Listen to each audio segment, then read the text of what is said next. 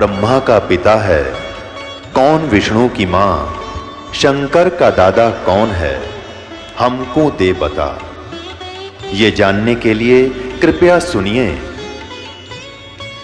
जगत गुरु तत्वदर्शी संत रामपाल जी महाराज के अमृत वचन सर्व पवित्र धर्मों के पवित्र शास्त्रों के आधार पर। जो ज्ञान मेरे समझ में आया है, ये ज्ञान उत्तम है और अपने जो शंकर भगवान है, ये समर शक्ति नहीं है। ये केवल वर्क डन दे सकते हैं, जो आपका किया कर्म आपको मिल रहा है अपने तपस्याएं की, क्योंकि वो ज्ञान से परिचित थी, जिस कारण से आपको सिद्धियां भी मिल गई है।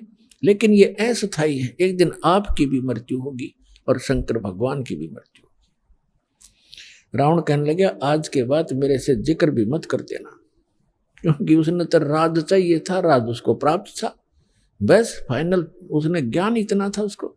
ऐसे गुरु मिले हुए थे। एक दिन उसने अपने देवर विभीषण के सामने ये जिक्र किया कि है तो ये भी उसका भाई, लेकिन मेरा कर्तव्य है समझाने का, मानो चाहे मत मानो। तो विभीषण को जब ये ज्ञान सुनाया तो कहने लगे, मंदोदरी आप ये ज्ञान कहां से लाए, और यदि मेरे भाई ने सुन लिया तो तेरे को ज्यादा पिटाई कर देगा तेरी। मंदोदरी कहने लगी, मैंने तेरे भाई से बता दिया, सारा कुछ सुनाने की चेष्टा की, पर वो मान्या कती नहीं। पिटाई तो नहीं की, लेकिन वचन ऐसे कह दिए कि आगे से मेरे का सामने जिक्र भी नहीं करेगी। तो विभीषण कहने लगा कि आपको कहां से ज्ञान प्राप्त हुआ कि मैंने गुरु बना लिए। और एक महापुरुष आते हैं चंद्र विजय भाट के घर पे, मैं वहां दीक्षा लेकर आई हूं। विभीषण कहने लगा, इतना उत्तम ज्ञान और आपने मुझे पीछे क्यों छोड़ दिया, मुझे भी दीक्षा दिला दो। तो विभीषण ने भी परमेश्वर मुनिंदर जी से दीक्षा ग्रहण की। अपने आत्माओं को समय के उपरांत श्री रामचंद्र जी वनवास काट रहे थे और साथ में उनकी पत्नी धर्मपत्नी सीता जी और उनके छोटे भाई विभीषण भी साथ थे। तो रावण ने सीता का अपहरण कर लिया, अपने नौलखे बाग में उसको बंदी बना दिया, कैद कर लिया और उसको तरह तरह की यातनाएं दी और अपनी पत्नी बनाने की भी कुचेष्टा की, लेकिन वो सती परमात्मा की शक्ति कुछ उसके साथ थी। रावण सफल नहीं हुआ। रावण को कुछ ऐसा श्राप लगा हुआ था जिस कारण से उसका धर्म पतिव्रता का बचा रहा। फिर भी उसकी कुचेष्टा जारी रही। मंदोदरी को भी पता था इस बात का। मंदोदरी भी समझाया करती थी कि आप ऐसी गलती मत करो। महापुरुष का परमात्मा ने, परमेश्वर ने, कबीर परमेश्वर से मंदोदरी ने प्रार्थना की कि हे गुरुवर, मेरे पति किसी औरत को उठा लाए और पता नहीं वो कौन है, वो बहुत ही सुंदर है और मेरे पति की नीयत खराब है और पुण्यात्मा एक औरत कभी पसंद नहीं करती उसका पति कोई गलती करे। इस कारण से उन्होंने परमात्मा से प्रार्थना की। परमेश्वर ने कहा, बेटा ये आम औरत नहीं है और रावण इसमें अपनी कुचेष्टा में सफल नहीं हो पाएगा, तू चिंता ना कर। फिर भी मैं बताता हूं बेटा, उसको कह दे तेरे पति को कि इस देवी को लौटा दे, इसी में इसकी खैर है। ये आम औरत नहीं है, ये लक्ष्मी अवतार है और श्री विष्णु श्री राम रूप में अपने कर्माधार से यहाँ वनवास प्राप्त किए हुए थे। राजा दशरथ के घर उनका जन्म है और वो दोनों भाई जंगल के अंदर भटक रहे हैं, इसकी खोज कर रहे हैं और वो यहाँ तक पहुंचे भी एक दिन सेना भी लेकर आएंगे, युद्ध भी होगा, या तो ये इसको सहर्ष अब लौटा कर अपनी अक्षमा याचना कर ले तो इसकी जान बच सकती है, तेरा सुहाग रह सकता है। अब मंदोदरी जी अपने गुरुदेव के एक एक वचन को फाइनल मानती थी कि जो ये कहते हैं सारी सत्य है, क्योंकि वो तो भगवान भी थे। रावण को जाके मंदोदरी ने कहा कि आप इस देवी को लौटा दो, ये आम औरत नहीं है, ये इस भगवान विष्णु की पत्नी समझो, लक्ष्मी जी आई हुई, और श्री विष्णु जी ही श्री रामचंद्र रूप में जो इनके पति हैं वो जंगल में घूम रहे हैं, इसकी खोज कर रहे हैं, आप इसको लौटा दो और अक्षमा याचना कर लो। रावण ये बात सुनकर ऐसा क्रोधित हो गया, कहने लगा ये मूर्ख औरत, तेरा दिमाग खराब है, एक दो मांसाहारी मस्करे जंगल में फिरते हैं तीर लिए, उनसे मुझे डराती है। मेरे 1 लाख पुत्र हैं, 1.25 लाख मेरे नाती हैं, मेघनाथ और जैसे मेरे पुत्र हैं, कुंभकर्ण जैसे मेरे भाई हैं, तो किससे मुझे डराती है? 1-2 व्यक्ति जंगल में फिर रहे हैं और माफी मांगने की कहती है, क्षमा याचना करने की कहती है, तेरी बुद्धि चल गई है, बहुत कुछ खरी खोटी कही। अब मंदोदरी को अपने गुरुदेव की बात पर फाइनल विश्वास था, अटल विश्वास था कि न जो बोला सही है। तब परमात्मा से उन्होंने फिर स्वयं प्रयत्न किया। उधर से सीता जी की खोज करते करते हनुमान जी ने वो सुराग लगा ही लिया था कि रावण के बाग में, नौलखा बाग में वो बैठी है, कैद है। फिर वो तैयारी हो रही थी उधर से सेना की। रावण के पास भी संदेश से आ चुके थे कि आप ये लौटा दो। जैसे अंगद जैसे दूत बनकर भी आ लिए थे और इसने अपनी सारा कुछ कर लिया था। अंगद का पैर भी नहीं हिला था उससे, उसके महाबलियों से, फिर भी बुद्धि काम ना करे थी, क्योंकि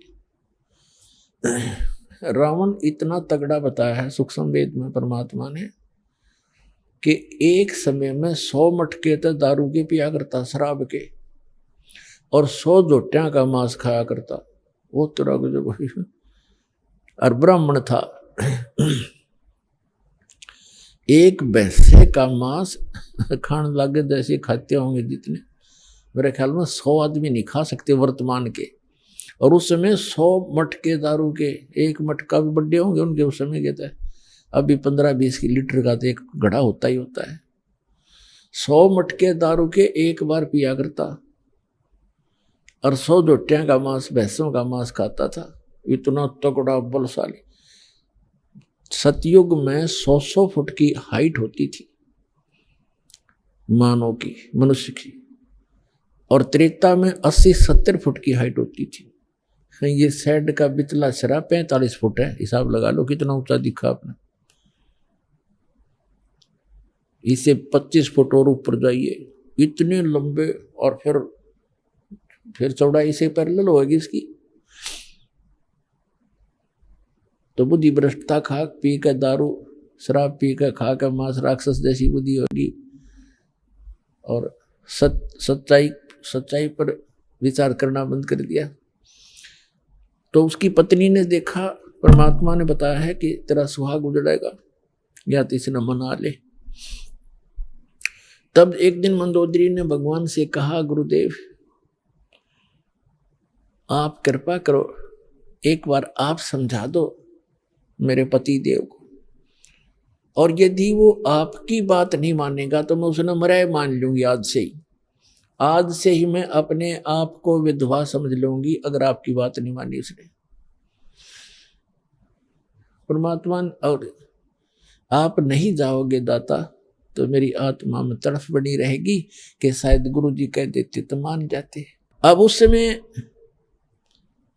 जिस समय ये उसको पता लग गया था रावण को कि सेना बाहर भी इकट्ठी हो रही है और कभी भी आपके साथ कोई गलत घटना घट सकती है, इसलिए वो गुप्त मीटिंग कर रहा था सभी अपने मंत्री महामंत्रियों के साथ, और सभी अपने पुत्र सभी रिश्तेदारों को इकट्ठा कर रखा था।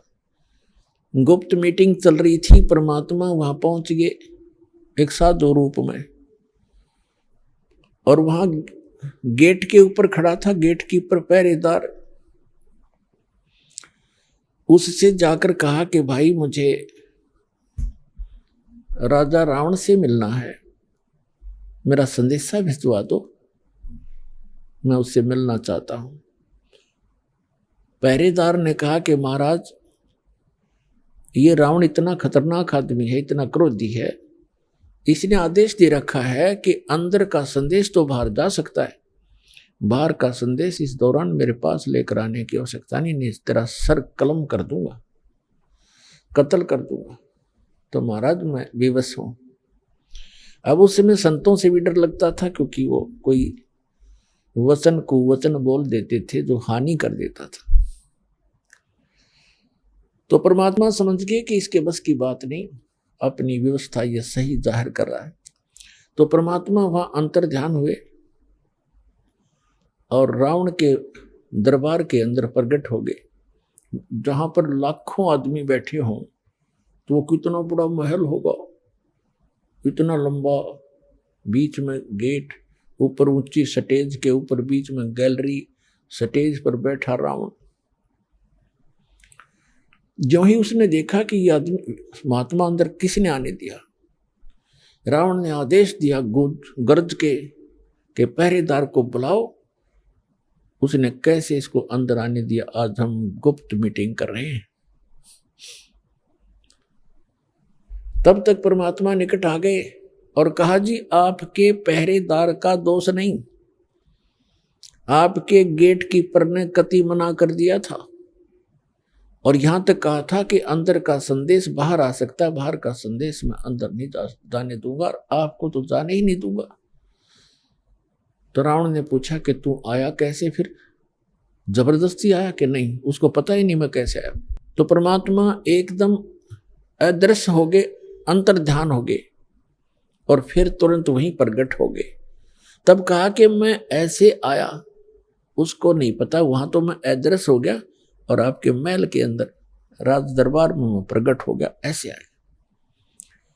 तो रावण ने कहा कि बोल क्या काम आया तू, फिर तेरी खबर लूंगा, तू अंदर आ कैसे गया। परमात्मा ने कहा कि रावण, जिस देवी को तू उठाकर लाया है उसको वापस लौटा दे, तेरी इसी में खैर है, और अपनी अक्षमा याचना कर ले, तेरा कुल बच जाएगा, तेरी जान बच जाएगी। वो भगवान विष्णु के अवतार हैं और ये लक्ष्मी अवतार सीता है। रावण कहता है कि अपनी जुबान बंद कर ले और तू वापस चला जा। परमात्मा ने कहा कि तेरी विनाश काले विपरीता बुद्धि होगी है रावण, तेरा सर्वनाश निकट है, तो दुनिया के अंदर एक नंबर का दुष्ट प्रसिद्ध होगा। तो ऐसे कर्म मत कर, एक सूरवीर होकर अबला को हर लाया, तो जैसे धिक्कार है तेरे जैसे राजा को। परमात्मा तो परमात्मा थे, निडर थे, उसने 36 सुना दी उसके हित में।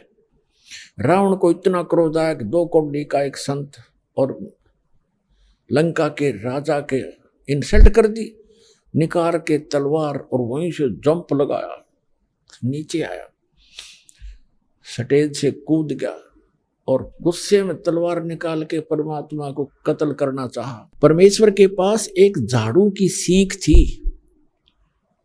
आपको देखी होगी झाड़ू की सींग कितनी पतली होती है। एक सींग, वो तिल्ली सींग लंबी सी, और उसको ऐसे कर दिया, हाथ में ले रखा था, ऐसे कर दिया। रावण ने गुस्से में उसके ऊपर ऐसे 70 कट्टे जैसे लोहे के पिलर का लगता हो उसकी तलवार, 70 बार वार किया और सींग को निशान भी नहीं हुआ। और 100 जोटे खाने वाला कितना पहलवान होगा, कितना तगड़ा, पसीने आगे भाई गए, कांपन लग गया और खड़ा हो गया तलवार लेकर, कहने लगा, अब उसने देख लिया ना मारे तो मरता, एक सींग का निशान हुआ तो उसका क्या बिगाड़ देगा। उसका समझ में नहीं आई कि भगवान है, न सोचा कोई सिद्धि होगी इसके पास। जाके ऊपर बैठ गया स्टेज पर मुंह लटका के और कहने लगा कि तेने जाना हो तो जा, ना तेरी बात मैं मानो नहीं। परमात्मा बोले, फिर मैं यहाँ के गड्ढूंगा तेरे पास, तेरे जैसे नालायक के पास, पर मेरे फिर आखिरी वचन सुन ले, तेरा नाश निकट है, तेरी बुद्धि भ्रष्ट हो चुकी है। तो ब्राह्मण हो कैसे जुल्म करता है, और परमात्मा वो परमात्मा के सब बच्चे हैं, सबको कहना सुनना उसका कर्तव्य बनता है, ये कहकर वहां से अंतर ध्यान हो गए। अब परमात्मा ने जाकर के वहां चंद्र विजय के घर पे बता दिया कि कह देना मंदोदरी को कि मैंने उससे कहा था, लेकिन वो बिल्कुल नहीं माना। मंदोदरी वहीं आ गई कुदरती, क्योंकि बुला लाई जाकर के वो कर्मवती चंद्र विजय भाट की पत्नी, और कहा परमात्मा ठीक है, आपकी बात उसने नहीं मानी तो मेरा आज से वो मन मृत्यु मान ली उसकी। परमात्मा बोले बेटी मैंने अपना जो आपने कहा मैंने वो कर दिया, पर वो नहीं माना। अब उस समय विभीषण भी वहां विराजमान था और दीक्षित था। उसने घर आकर बताया कि अपनी भाभी जी को बताया मंदोदरी को कि मंदोदरी आज तो मेरे भाई ने परमात्मा का कत्ल कर दिया होता, पर परमात्मा ने ऐसी लीला करी कि एक सीख ले रखी थी झाड़ू की और ऐसे करती, और उसने 70 वार उसको बहुत जबरदस्त ताकत से 70 वार किए, टस से मस नहीं हुई और मान्या फिर भी नहीं। तो पुण्यात्माओं कहने का भाव ये है कि फिर क्या होता है, जैसे कि आपको कथा सुनाई थी कि नल और नील नाम के 2 आपस में मौसी के बेटे थे, उनकी माताएं बहन थी। दोनों ही अपने पूर्व जन्म के संस्कारों से और प्रारब्ध के दुख से दुखी थे, कष्ट से। उन दोनों को बहुत मानसिक परेशानी भी थी, शारीरिक कष्ट भी थे, और परमात्मा कबीर जी के आशीर्वाद से वह स्वस्थ हो गए थे। फिर उनके शिष्य बनकर मुनिंदर ऋषि रूप में परमात्मा आए हुए थे। एक आश्रम कुटिया बना रखी थी, वहां वो रहा करते, सत्संग सुनने जाया करते थे, अपने घर भी आ जाते थे। जैसा कि आपको पहले भी बताया है कि उनके हाथों में समुद्र के अंदर कोई वस्तु ना डूबने का ये कैसे वो चमत्कार करामात आई थी। ये दोनों कबीर साहब के पास गए थे पहले, उससे पहले सब जगह इन्होंने अपना सारा इलाज भी करवा लिया था, और सभी ऋषि महर्षियों ने बता दिया था कि ये तुम्हारे प्रारब्ध के अंदर, तुम्हारे प्रारब्ध में लिखा है, ये दंड तुम्हें भोगना पड़ेगा, इसको कोई विश्व में काट नहीं सकता।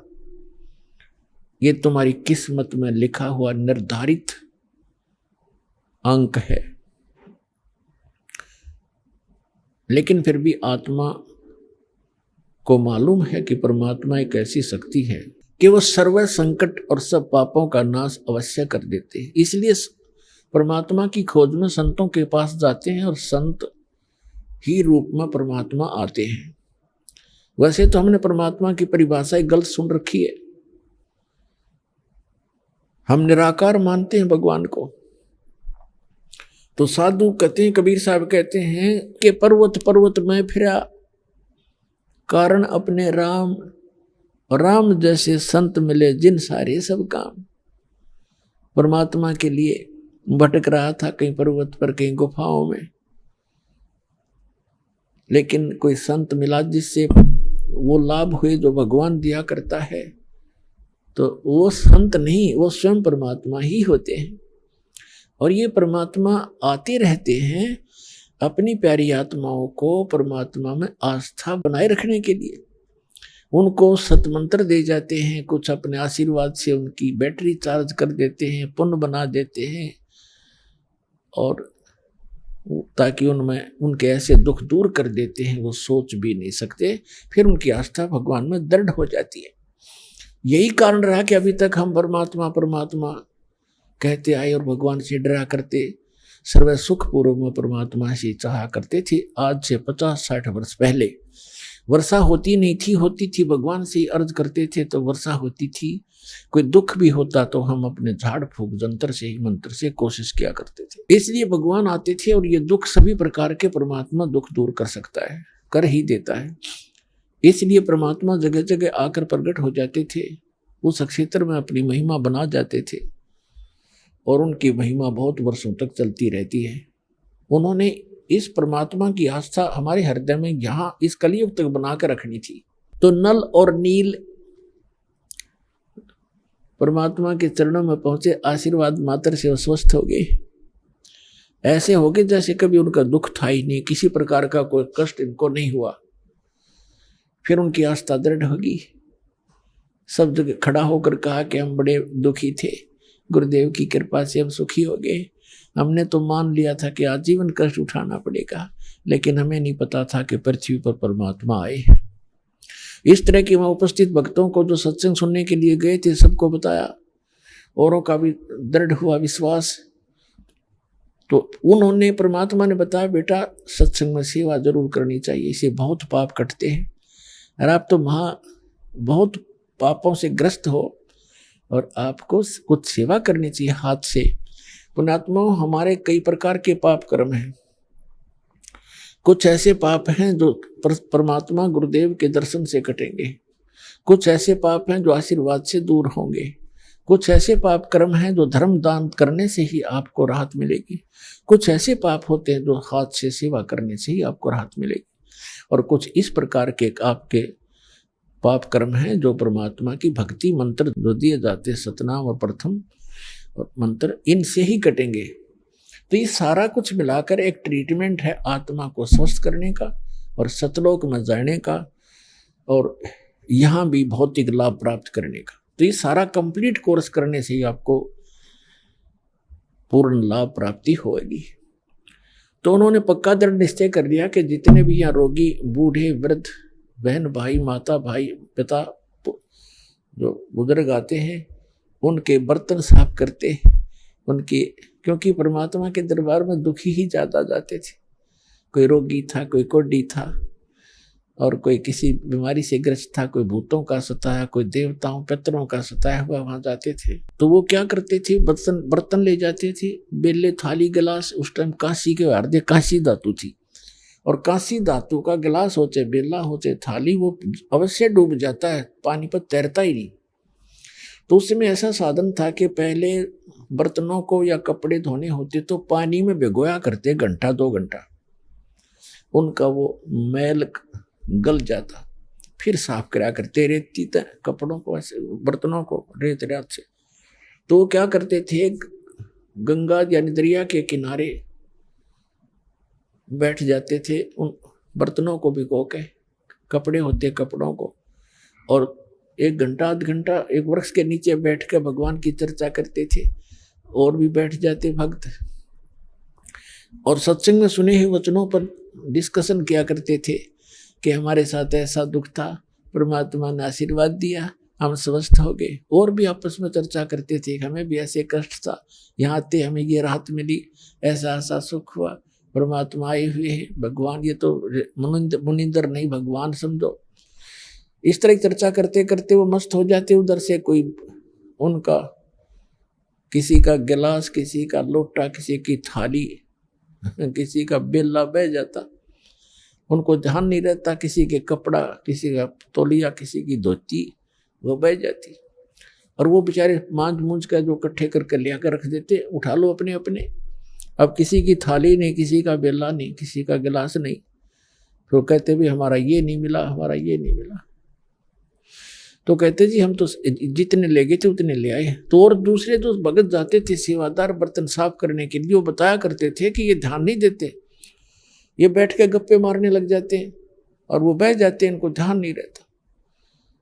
तो उन्होंने आखिर में ये शिकायत परमात्मा तक पहुंचा दी कि जी आप अपने जो 2 भक्त हैं, ये इनको हमने मना भी कर लिया कि आप सेवा रहने दो, कि सेवा ना करो, हमारे तो गिलास कहाँ से लाए, इतनी दूर जंगल से गांव में जा करके, हम तो दुखी हो जाते हैं, हमने यहाँ 2-4 दिन रुकना है, सत्संग है।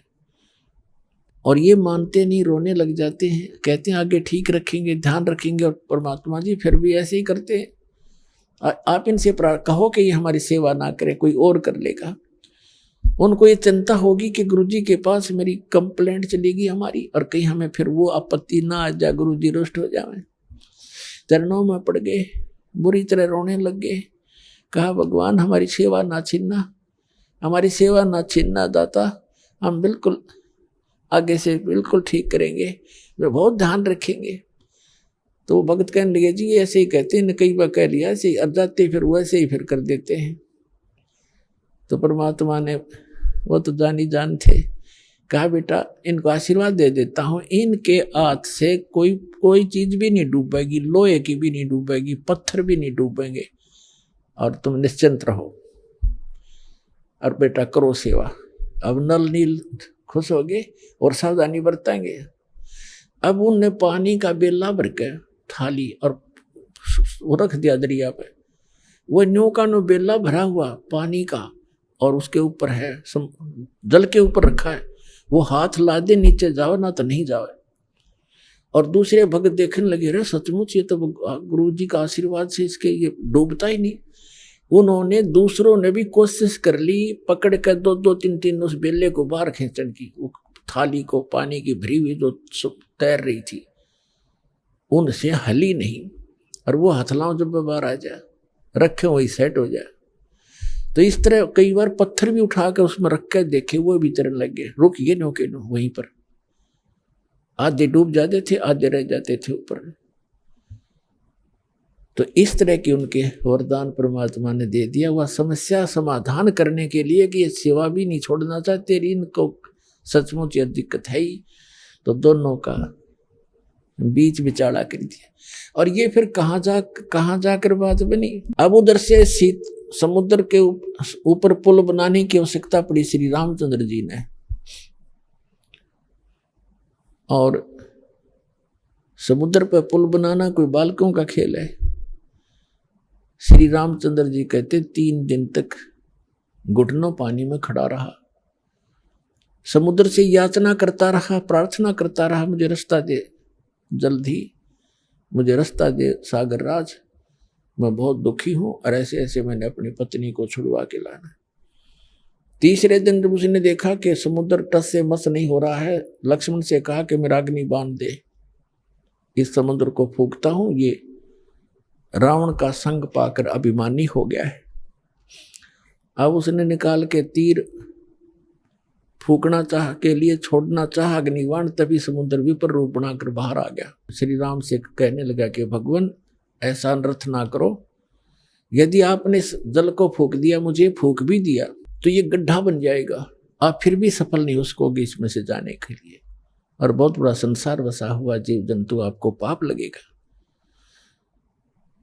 ऐसा काम करो कि लाठी भी ना टूटे और सर्प भी मर जा। भगवान श्री रामचंद्र जी ने कहा कि फिर ऐसा कौन सा उपाय है बताइए।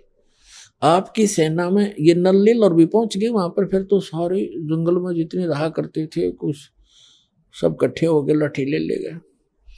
ये भी वहां गए हुए थे उस सेना में कि विपर रूपधारी समुद्र ने कहा कि आपकी सेना में नल और नील नाम के 2 ऐसे कारीगर भी हैं, वह शिल्पकार भी थे, जैसे मकान बनाने वाले।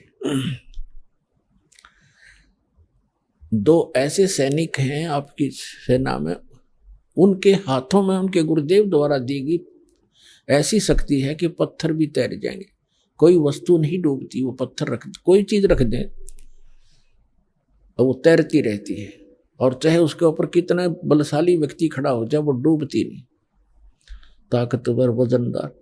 तो श्री राम ने कहा भी नल नील को बुलाओ, नल नील आए, उनसे कहा कि भाई एक ट्रायल दो, अपनी कोई पत्थर रख कर दिखाओ, आपके हाथों में करामात बताई हमने और हमें जरूरत है यहाँ पुल बनाने की। नल और नील दोनों अभिमान में आगे,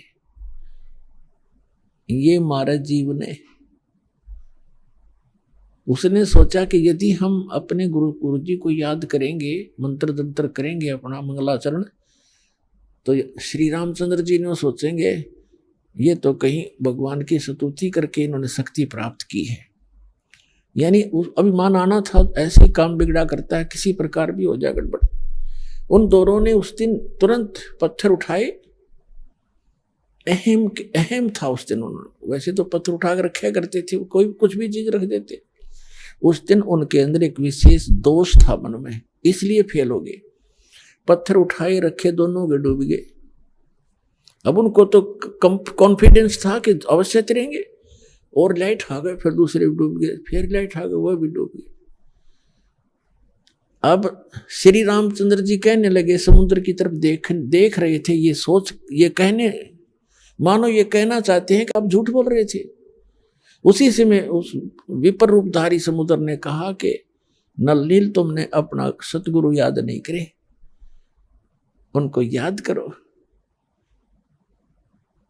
तो उनका बात याद आ गई, फिर उन्होंने परमात्मा को याद किया।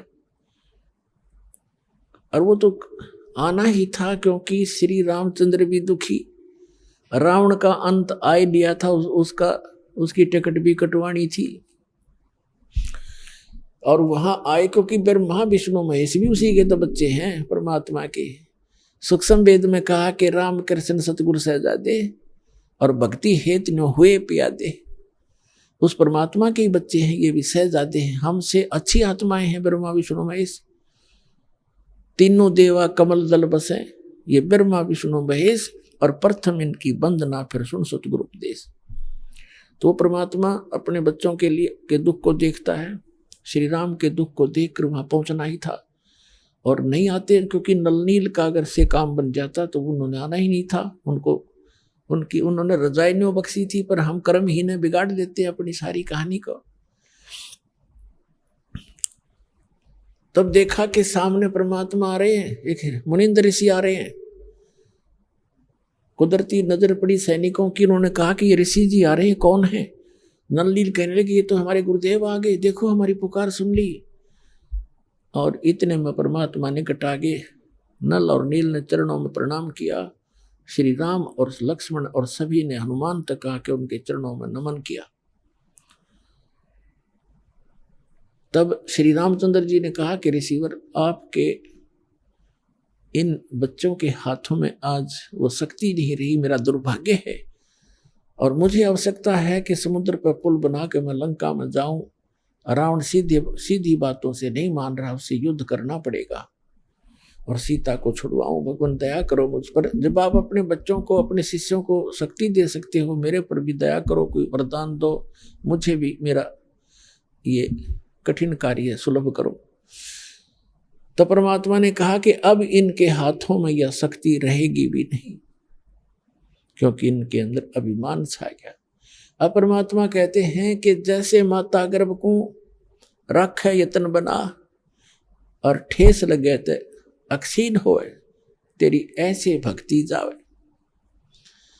जैसे किसी बहन को, बेटी को गर्भ रहा हो, अब वही जानती है उस गर्भ की कीमत को। रात्रि के समय भी, करवट लेते समय भी ये सोचती है, भगवान कहीं मेरे बच्चे के दाब ना लग जा।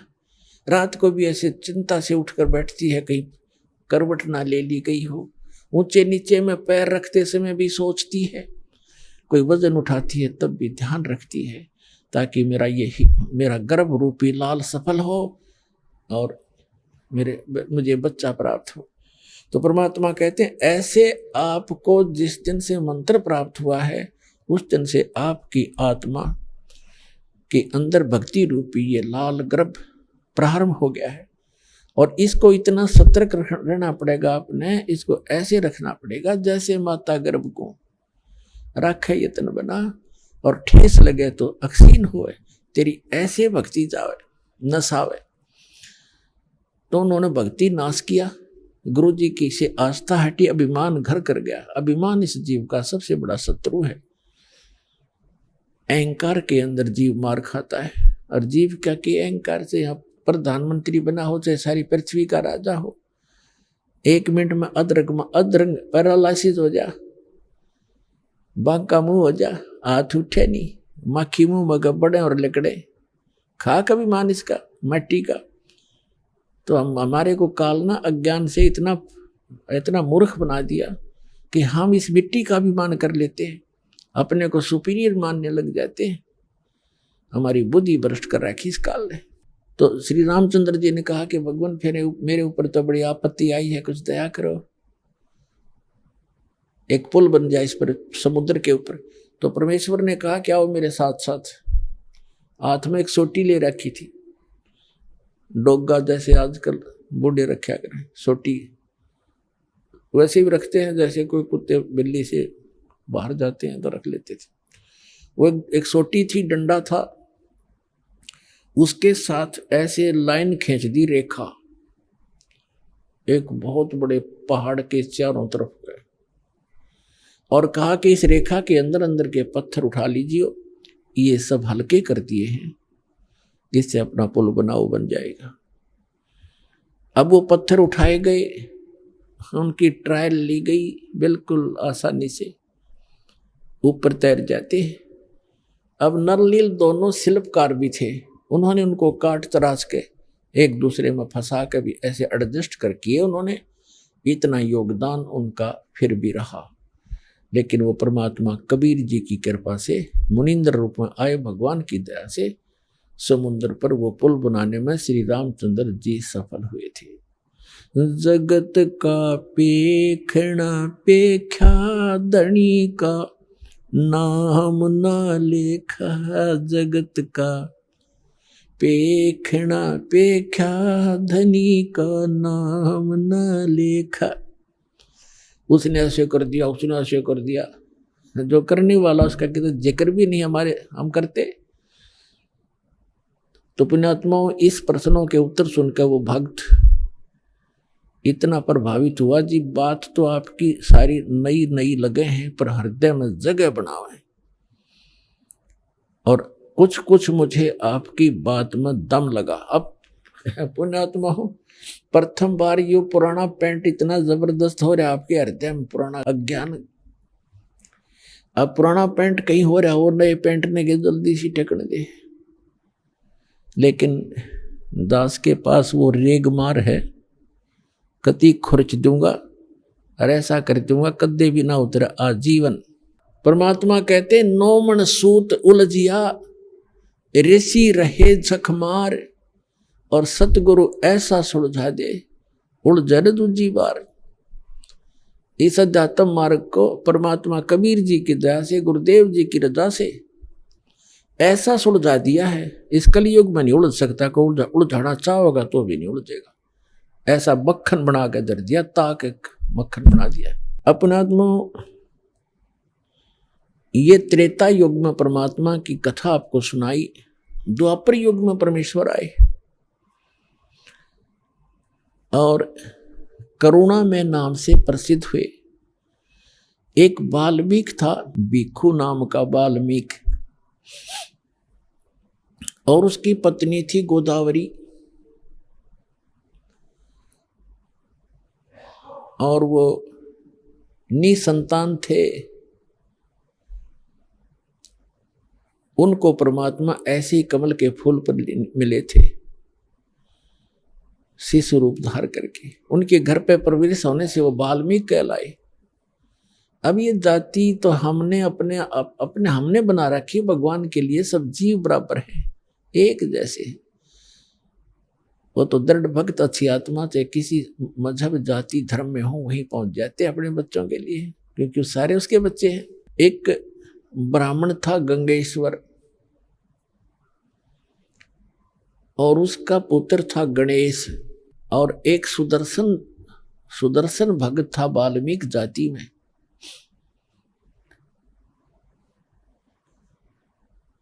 वो परमात्मा का भक्त बना जब करुणा में नाम से आए हुए थे, सुदर्शन नाम का एक भक्त। और उधर से वो गणेश नाम का जो ब्राह्मण था, गणेश नाम का ब्राह्मण का लड़का था, वो भी कबीर परमेश्वर का शिष्य हुआ। और द्वापर युग में ब्राह्मण की कीमत अलग बहुत ज्यादा होती थी।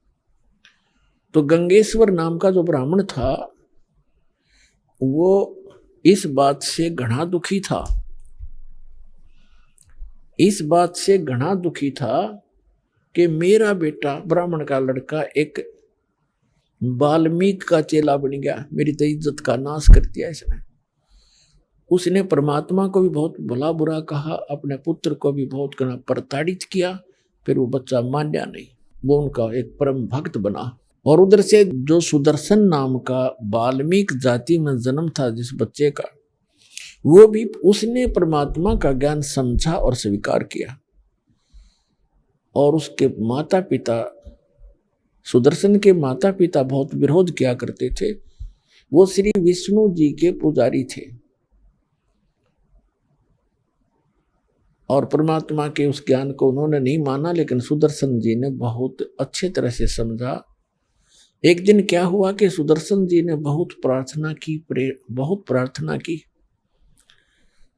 और कहा, भगवान मुझे वो लोक दिखा दो जहां जिसकी आप चर्चा किया करते हो। परमात्मा बोले, बेटा जो मैं बता रहा हूं सो विश्वास कर ले भाई, गुरु के वचन पर विश्वास करना चाहिए। अच्छा जी, जैसे आपकी इच्छा। लेकिन वो जान गए कि इसके हृदय में जो वस्तु है, इसके डिमांड है, वह पूरी ना होगी तो यू नहीं मानेगा।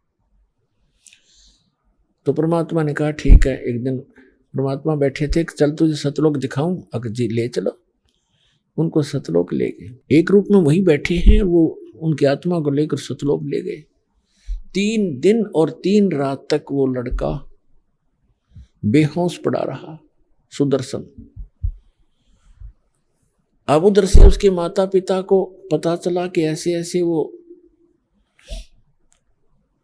करुणा में करुण कहा करते परमात्मा। करुण ने पता नहीं क्या जंतर मंत्र कर दिया और मेरे बच्चे को बेहोश कर दिया। अब परमात्मा की माता पिता के पास भी जाकर उलाने देने गई वो उसकी माता सुदर्शन की कि तेरे बेटे ने मेरा बेटा मार दिया, इसने पता नहीं कि जंतर मंत्र कर दिया। कबीर साहब को उसकी माँ समझाने लगी करुणा जी को कहने लगी, बेटा तूने क्या कर दिया? उसके लड़के का इकलौता पुत्र था। अब उसका भी नहीं पता था इस बात का, वो भी आ गई वहां शोक व्यक्त करने के लिए। और भी इधर उधर के लोग इकट्ठे हो गए, डॉक्टरों को दिखाई, झाड़ फूक करवाने लग गए, कुछ नहीं हुआ। तो तीसरे दिन परमात्मा उसको लेकर वापस आए। उठते ही कहता है, सारे इकट्ठे हो रहे रिश्तेदार तक, वो करुण कहाँ है? करुण कहाँ है? भगवान, वो तो भगवान है, वो तो परमात्मा है, करुण कहाँ है? उठकर चल पड़ा, परमात्मा के घर पहुंच गया। अब घर वालों को तो खुशी हुई कि चलो हमारा बालक जीवित हो गया, कुछ भी कहता रहो। अब उस दिन के बाद उस सुदर्शन जी का ऐसा दृढ़ विश्वास हो गया कि ये भगवान उतरे, ये एक आम वाल्मीकि नहीं है, व्यक्ति नहीं है। तो कहने का तात्पर्य दास का है कि पुण्यात्माओं, जैसे महाभारत के युद्ध के समय श्री कृष्ण जी में प्रवेश करके काल ने गीता का ज्ञान दिया, और श्रीमद् भगवत गीता के अंदर आपने बहुत पढ़ा हुआ है, यानी काल भगवान ने कहा कि अर्जुन तू युद्ध कर ले, तुझे पाप नहीं लगेंगे, तू तो निमित्त मात्र है, ये सब मैंने मार रखे। और फिर ये भी कहा कि यदि तू युद्ध में मारा गया तो स्वर्ग प्राप्ति होगी, और यदि युद्ध में जीत गया तेरे पृथ्वी का राज भोगेगा, तेरे दोनों हाथों में लड्डू। महाभारत का युद्ध जैसे तैसे काल ने डरा धमका कर अर्जुन तैयार कर लिया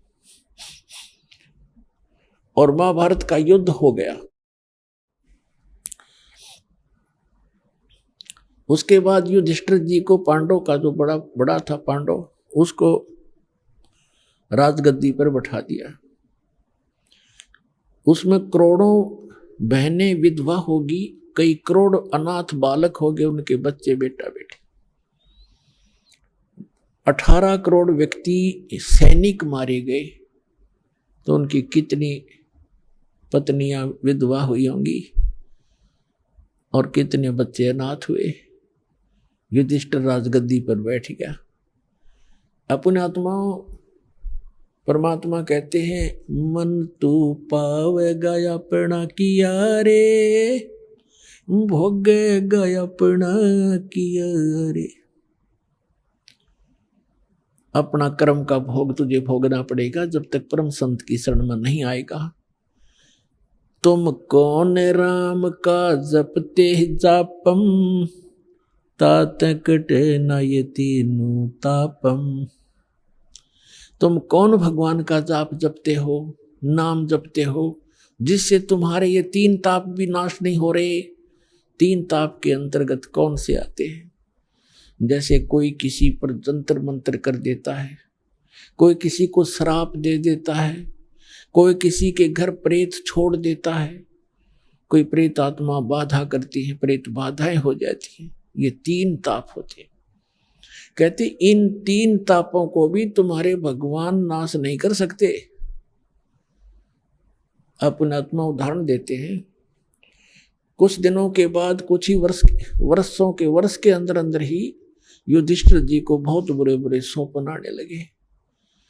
ऐसा लग रहा जैसे उसके घर में सिर कटे हुए व्यक्ति और धड़ धड़ आ रही है, हाहाकार मची हुई है, बहनें चूड़ियां फोड़ रही हैं, विधवा हो गई है, अनाथ बच्चे अपनी माताओं के लिपट कर रो रहे हैं, हमारा पिता कहाँ है, हमारा पिता कहाँ, वो कुछ जवाब नहीं दे पा रही। एकदम भयभीत होकर घबरा कर बैठ जाता है। द्रौपदी ने एक दिन देखा, 2 दिन देखा, 4 दिन देखा, उनसे प्रार्थना की आप सो जाओ। वो एक बार लेट जाते, तुरंत फिर बैठ जाता, आंखें फटी फटी रहती, राजकाज में कोई रुचि रही नहीं। आइए अब हम उन श्रद्धालुओं के अनुभव जानते हैं जो जगत गुरु तत्वदर्शी संत रामपाल जी महाराज जी से दीक्षा प्राप्त कर चुके हैं तथा उनके द्वारा बताए गए भक्ति मार्ग पर चल रहे हैं। नमस्कार सर। नमस्कार सर। सर क्या नाम है आपका? मेरा नाम कमलदास गजबिया है सर। कमलदास जी आप कहाँ से हैं? मैं राजनांदगांव जिला छत्तीसगढ़ से हूँ सर। कमलदास जी आप क्या काम करते हैं? मैं गवर्नमेंट टीचर हूँ सर। कमलदास जी संत रामपाल जी महाराज से नाम दीक्षा आपने कब ली? 2018 में लिया हूँ सर। सर संत रामपाल जी महाराज से नाम दीक्षा लेने से पहले आप क्या भक्ति साधनाएं करते थे? मैं संत रामपाल जी महाराज के नाम दीक्षा लेने से पहले मैं दामाखेड़ा पंथ प्रकाश मुनि को गुरु बनाया था। दामाखेड़ा पंथ से मेरा एक पीढ़ी आगे है सर। मेरे उसके पहले दादा लोग भी थे और मेरे माँ बाप लोग भी थे, बचपने से वहीं दामाखेड़ा पंथ में रहते रहते गुरु बनाया था। वहाँ का जो भक्ति कर रहा था, भक्ति करते करते एक और गुरु बना लिया सर। वहाँ मेरे को संतुष्टि नहीं मिली। वो दामाखेड़ा पंथ में ऐसा कोई ज्ञान नहीं मिला और मैं एक और गुरु बना लिया सर, जो सिद्धि वाला गुरु बना लिया, जो तंत्र मंत्र यंत्र, और जो गुरु का नाम था सागर महाराज। उससे नाम दीक्षा फिर ले लिया सर, दूसरा गुरु, और उससे सिद्धि किया सर। मैं वैराग्य रहकर, अपने 2 बच्चे हैं मेरे और मेरी पत्नी है, उससे अलग त्याग दिया उनको और वैराग्य ले लिया सर। अब वैराग्य लेकर मैं बहुत बड़े सिद्धि किया हूँ सर। 1 महीना तक तो मैं निर्जला उपास रहा सर। और निर्जला उपास रहकर इतना तप किया कि मेरे गुरु जो बना था वो बार बार फ़ोन करता था, अगर जो दुर्गा आपको अगर दर्शन देगी तुरंत बताना ऐसे करके बार बार फ़ोन करता था सर। तो एक दिन दुर्गा का मेरे को दर्शन हो गया। तो दर्शन हुआ तो सर जैसे हम फोटो में देखते हैं वैसा टाइप का नहीं था सर, अलग विचित्र टाइप के, पूरा शरीर से उनका इतना प्रकाशवान था सर, भयंकर प्रकाशवान, उसको देख पाना बड़ा मुश्किल था, ऐसा टाइप का। 2 मिनट तक उनका दर्शन हुआ सर। उसके बाद में दर्शन हुआ, उसके बाद में फिर मैं अपने गुरु को फ़ोन करके बताया कि ऐसे ऐसे बात है गुरुदेव। तो वो बोले कि बहुत अच्छा हुआ, आपको सिद्धि प्राप्त हो गई, ऐसे बोले। और वो बोले कि सब देवी देवता में नारियल चढ़ा देना। गांव स्तर में देवी देवता मनाते हैं सर, गांव स्तर पे, वहाँ सब नारियल चढ़ा दिया। उसके बाद में नारियल चढ़ाने के बाद फिर एक ठाकुर देवता होता है गांव स्तर में, वो ठाकुर देवता के नारियल ऊपर चढ़ा गया सर। ऊपर चढ़ा, फिर गांव में बहुत बड़ा भूचाल हो गया सर। गांव वाले वो मीटिंग करने लगे, क्या हो गया, ऊपर नारियल कैसे चढ़ गया। और जो गांव के एक पुजारी है, पंडा है सर, वहाँ गया, उसके बाद में वो नारियल नीचे गिर गया और पंडा वहाँ से पुजारी भाग गए कि इतना बड़े शक्तिशाली कौन है भाई, हम आपके गांव को नहीं संभाल सकते, नहीं बना सकते करके भाग गए सर। उसके बाद में फिर वहाँ मीटिंग में मेरे को बुलाया और मेरे को सब बोले कि क्यों यहाँ नारियल चढ़ाए हो, क्या सीखे हो, ऐसा करके।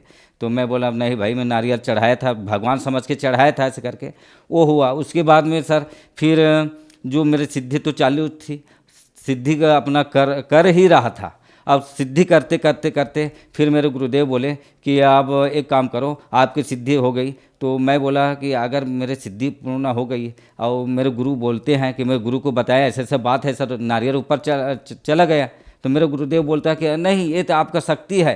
तो मैं टेस्ट लिया सर, मेरे को विश्वास नहीं हुआ अपने आप के ऊपर कि नारियल ऊपर चला जाता है ऐसे करके।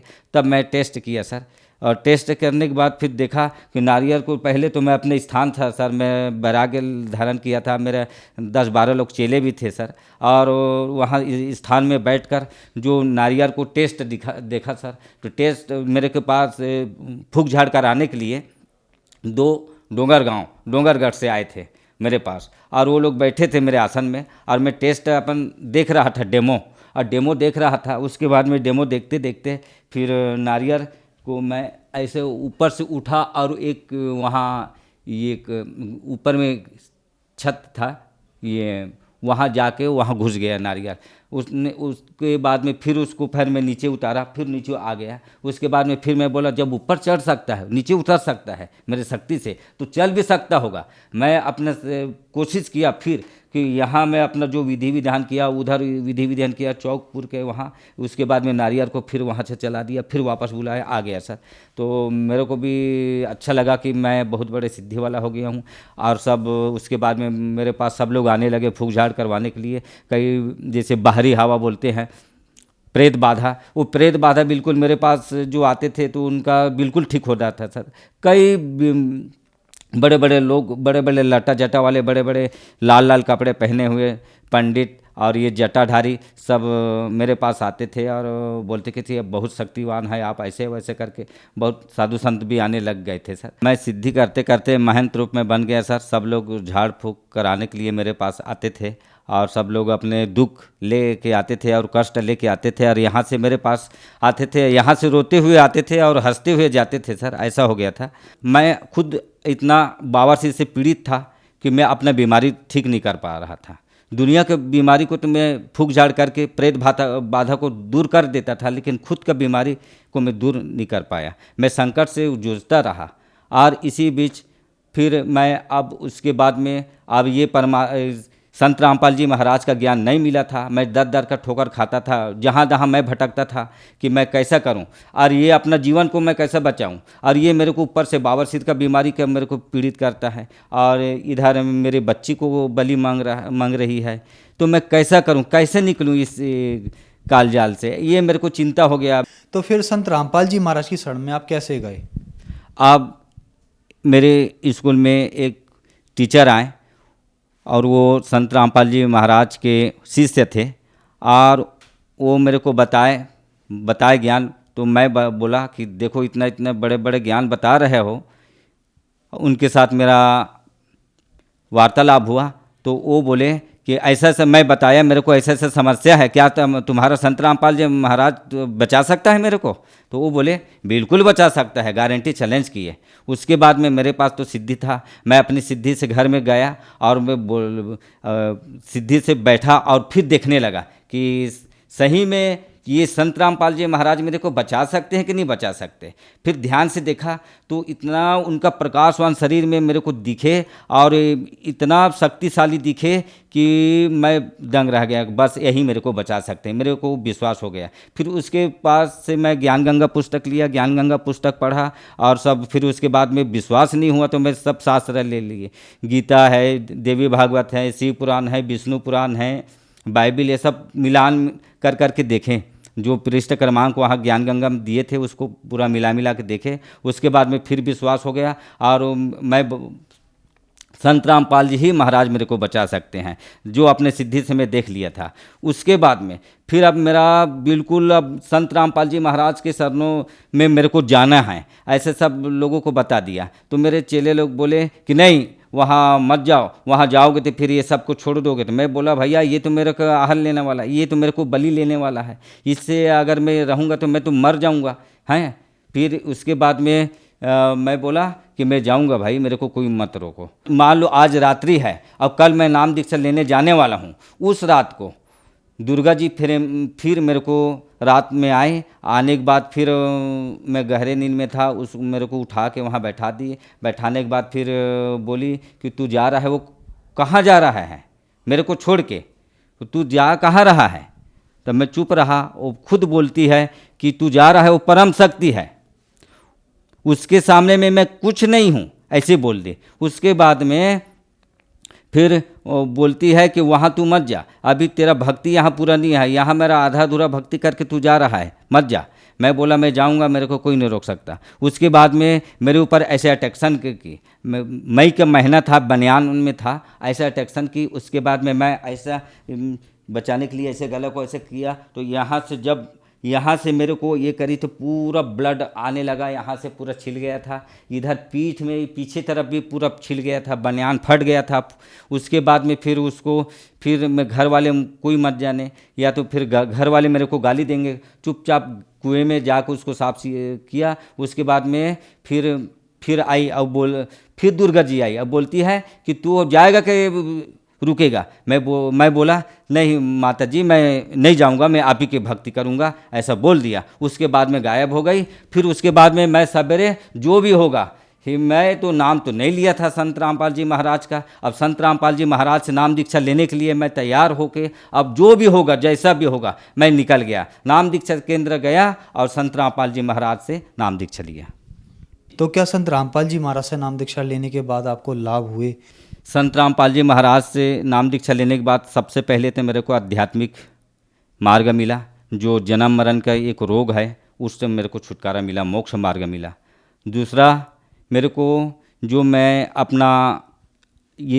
अपना जीवन ये को बचा सका, या तो अब मेरे बच्ची को जो बलि लेने वाली थी दुर्गा जी, उससे मैं बचा लिया, और ये दास को भी दुर्गा बलि लेने वाली थी, उससे भी मैं बच गया। और जब मैं संत रामपाल जी महाराज से नाम दीक्षा लिया, उसके बाद में वो पुनः वो शक्ति मेरे पास वापस नहीं आई और मेरे को कोई परेशानी की, और मेरे को कोई उसका चिंतन नहीं हुआ। और मेरे को एक बार मेरे को बावासीर हो गया था, जब मैं तांत्रिक था तभी मेरे को बावासीर हो गया था।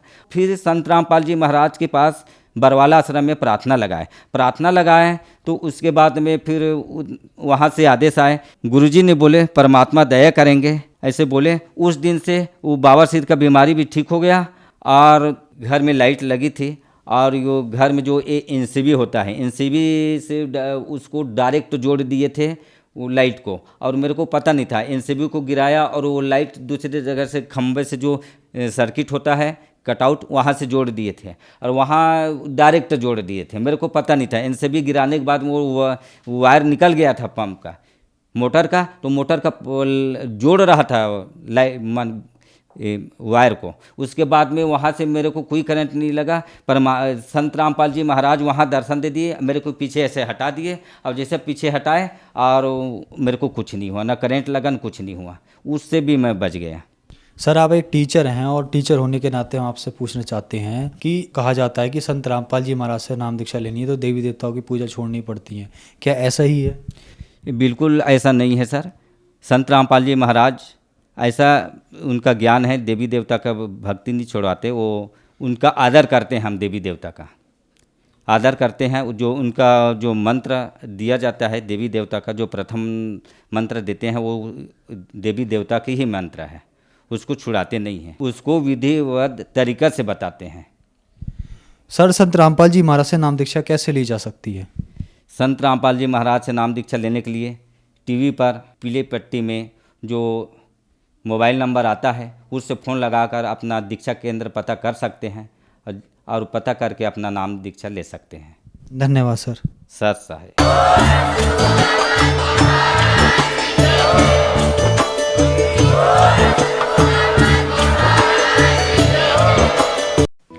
आप सुन रहे थे जगत गुरु तत्वदर्शी संत रामपाल जी महाराज के मंगल प्रवचन।